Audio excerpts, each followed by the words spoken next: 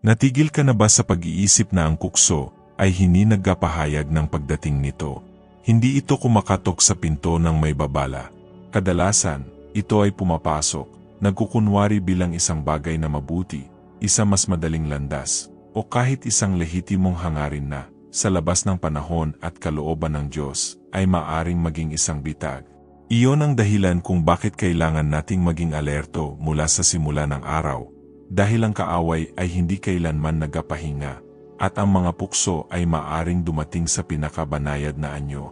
Bago pa man sinimulan ni Jesus ang kanyang ministeryo, hinarat niya ang kukso sa ilang, gaya ng mababasa natin sa Mateo, Kabanata 4 versikulo 1-11. Sinubukan ni Satanas na baluktutin ang salita, mag-alok ng mga shortcut, at magtanim ng pagdududa sa puso ng anak ng Diyos. Ngunit napagtagumpayan ni Jesus ang bawat pag-atake sa pamamagitan ng pagtugon sa kasulatan, na nagpakita na ang tunay na lakas ay hindi nagmumula sa mga pangyayari o kalooban ng tao, kundi sa pagiging nakaugat sa katotohanan ng Diyos. Kapag nagising tayo at isinuko ang ating mga iniisip at mga hangarin sa Panginoon, para na tayong nagsusuot ng espiritual na baluti bago sumabak sa labanan. Inapayuhan tayo ng Efeso 6:10 negatibo, 11 na maging malakas sa Panginoon at sa kanyang kapangyarihan, na isuot ang buong baluti ng Diyos upang labanan ang mga lalang ng kaaway. Nangangahulugan ito na ang pananampalataya ay hindi sapat. Kailangan nating kangalagaan ang pananampalatayang iyon araw-araw sa pamamagitan ng panalangin, pagbabasa ng Biblia, at pakikipag-isa sa Espiritu Santo. Ang tukso ay kadalasang tila hindi nakakapinsala sa simula. Maaring ito ay isang salita na maaari nating iwasan, isang kaisipang pipiliin nating libangin, o isang pagkakataon na tila hindi mapaglabanan, ngunit alam nating hindi ito mula sa Diyos. Ibinigay sa atin ng Santiago Kabanata 4 versikulo 7 ang susi, pasakop kayo sa Diyos, labanan ninyo ang diablo, at tataka siya sa inyo. Malinaw ang pagkakasunod-sunod, sumuko muna tayo sa Diyos, pagkatapos ay lumalaban, at pagkatapos lamang ay umatras ang kaaway. Ngunit upang labanan, dapat tayong maging mapagbantay. Si Pedro, sa 1 Pedro Kabanata 5:8, ay nagbabala na ang diablo, ang ating kalaban, ay gumagalagala tulad ng isang umuungal na leon na naghahanap ng masisila. Ito ay hindi tungkol sa pamumuhay sa akot, ngunit tungkol sa pamumuhay ng may kamalayan. Ang pagkaalam na mayroong aktibong kaaway ay nagpapaalala sa atin ng kahalagahan ng pananatiling matatag sa pananampalataya, pagpapakain sa espiritu at hindi sa laman. Marahil ngayon iniisip mo na masyado ka nang nahulog, na ang dami mong pagkakamali na hindi mo na maibabalik. Ngunit ang 1 Juan Kabanata 1:9 ay nagpapaalala sa atin na kung ipagkatapat natin ang ating mga kasalanan, ang Diyos ay tapat at makatarungan na patawarin tayo at lilinisin tayo sa lahat ng kalikuan. Walang pagkahulog na hindi niya maibabalik, walang pukso na hindi niya tayo mailigtas. Ang pagsisimula ng araw sa panalangin ay hindi lamang isang relihiyosong gawain, ito ay isang gawa ng espiritual na kaligtasan.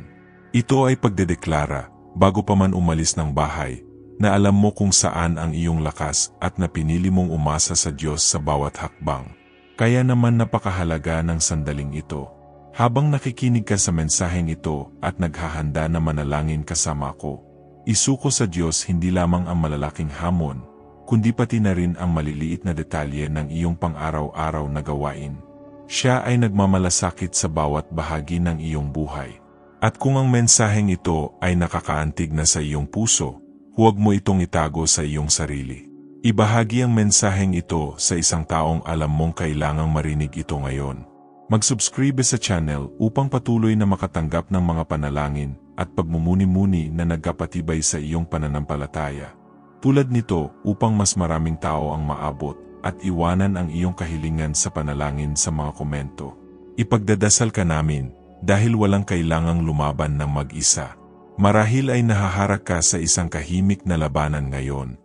Maaring walang nakakaalam nito sa paligid mo, ngunit sa loob mo, mayroong isang bigat, isang pakikibaka na tila umuubos sa iyong lakas. At sa sitwasyong ito, ang tukso ay hindi lamang tungkol sa paggawa ng halatang pagkakamali, kundi tungkol din sa pagsuko sa paglalakbay, pag-abandona sa iyong pananampalataya, o paniniwalang walang pakialam ang Diyos. Iyon ang dahilan kung bakit kailangan nating maunawaan na ang tukso ay kadalasang nagkukunwari bilang isang pagkakataon, isang dahilan, o kahit na isang maliwanag na kaginhawahan mula sa saki. Ang Santiago Kabanata 1 versikulo 13-15 ay nagpapaalala sa atin na ang Diyos ay hindi tinutukso ang sinuman, ngunit ang bawat tao ay tinutukso kapag sila ay hinihila at naakit ng kanilang sariling mga pagnanasa. Kapag ang pagnanasang ito ay naglihi, ito ay nagsilang ng kasalanan, at ang kasalanan, kapag ito ay ganap na, ay nagdudulot ng kamatayan. Ito ang dahilan kung bakit hindi natin kaya magkompromiso. Ang nagsisimula bilang isang pag-iisip ay maaring maging isang ugali, at kung ano ang nagiging isang ugali, ay maaring mag-akay sa atin palayo sa layunin ng Diyos para sa atin. Sa makatuwid, kailangan nating maging mapagbantay. Sinabi ni Jesus sa halamanan ng Getsemane sa kanyang mga disipulo sa Mateo, Kabanata 26 versikulo 41, magbantay at manalangin upang hindi kayo makapasok sa tukso. Ang espiritu ay handa, ngunit ang laman ay mahina.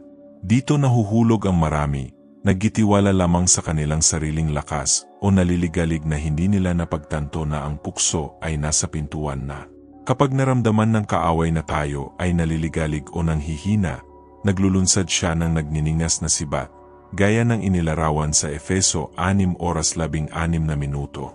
Ang mga darts na ito ay maaring dumating sa anyo ng mga negatibong kaisipan, tila hindi nakakapinsalang mga pagkakataon, o payo na hindi na ayon sa salita ng Diyos.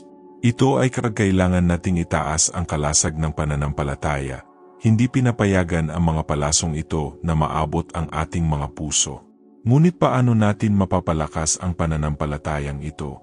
Sinasabi sa atin ng Roma Kabanata 1 versikulo 17, ang pananampalataya ay nanggagaling sa pakikinig, at ang pakikinig ay sa pamamagitan ng salita ni Kristo. Nangangahulugan ito na sa tuwing ilalantad mo ang iyong sarili sa katotohanan ng kasulatan, ang iyong pagtutol ay tumataas.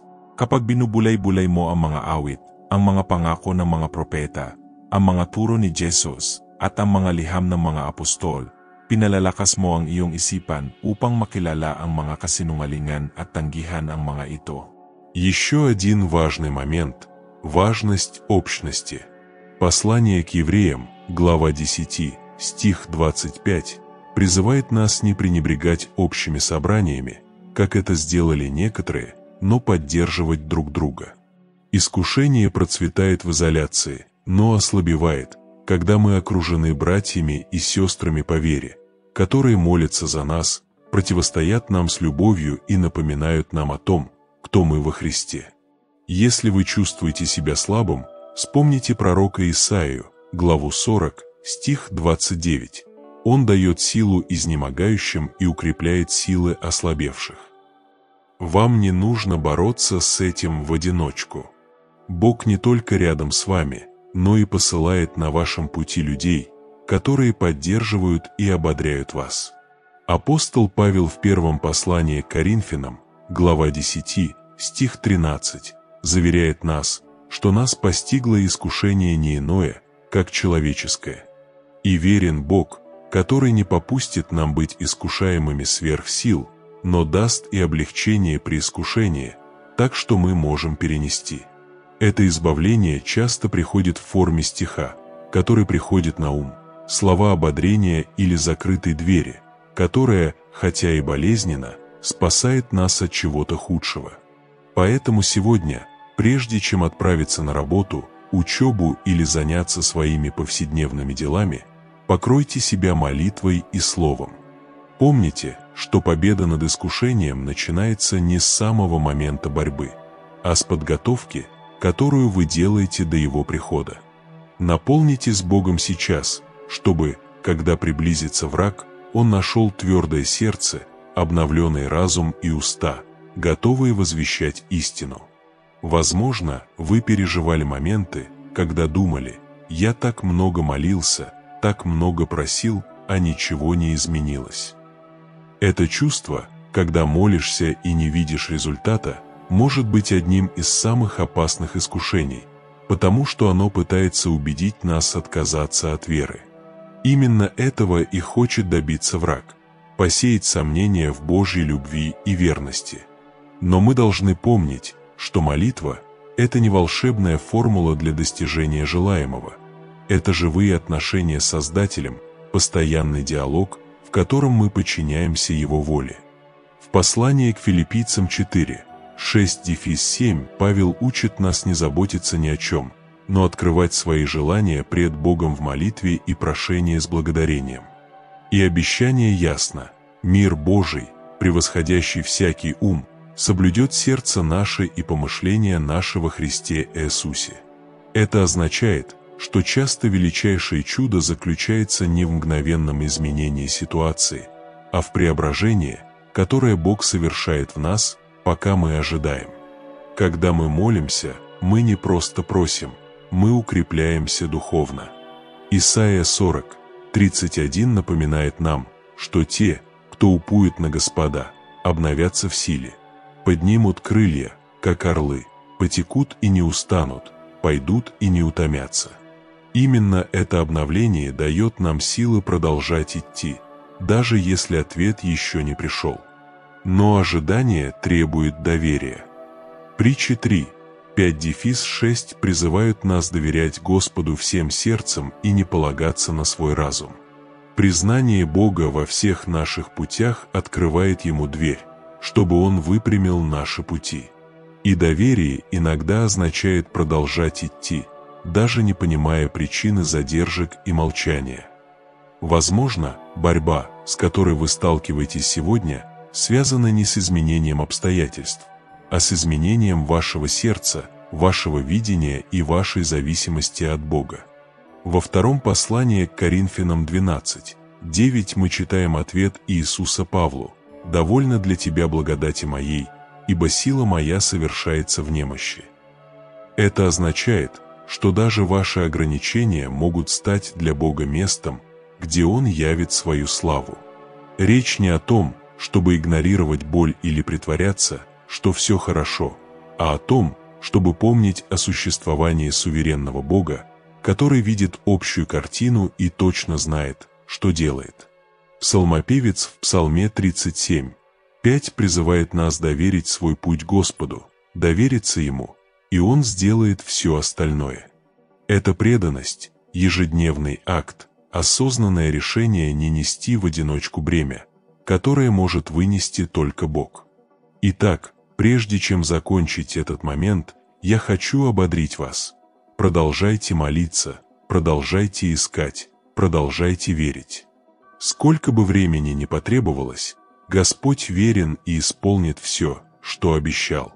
Ваша задача – оставаться стойкими, Его задача – совершить невозможное. И сейчас, готовясь к совместной молитве, я хочу пригласить вас присоединиться к этому сообществу веры. Подпишитесь на канал, чтобы получать ежедневные послания и молитвы, которые укрепят ваш духовный путь. Поставьте лайк этому видео, чтобы мы смогли охватить больше людей, и оставьте свою молитвенную просьбу в комментариях. Мы будем молиться за вас, ведь никто не должен встречать жизнь в одиночку, когда можно положиться на силу Божью и поддержку братьев и сестер во Христе.